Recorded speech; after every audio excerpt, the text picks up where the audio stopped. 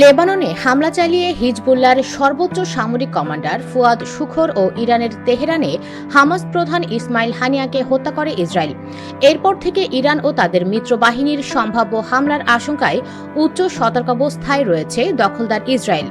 এরপরই ইরান হুমকি দেয় হামাস প্রধানকে হত্যার জবাব দেওয়া হবে। মার্কিন সংবাদ মাধ্যম নিউ ইয়র্ক টাইমস বৃহস্পতিবার জানিয়েছে, ইরানের সর্বোচ্চ ধর্মীয় নেতা আয়াতুল্লাহ আলী খামেনি সরাসরি ইসরায়েলে আঘাত হানার নির্দেশ দিয়েছেন। খবর সিএনএন-এর।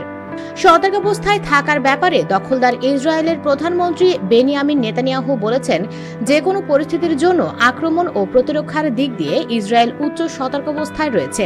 আমাদের ওপর যে কোনো দিক দিয়ে যে কোনো আগ্রাসনের উচ্চ মূল্য নেওয়া হবে। গত বছরের 7 অক্টোবর ফিলিস্তিনি সশস্ত্র গোষ্ঠী হামাস ও ইসরায়েলের মধ্যে যুদ্ধ শুরু হয়, যা 10 মাসের বেশি সময় ধরে চলছে। এতদিন যুদ্ধ হামাস ও ইসরায়েলের মধ্যে থাকলেও এটি আঞ্চলিক যুদ্ধে রূপ নেয়ার শঙ্কা তৈরি হয়েছে। US Bengal desk.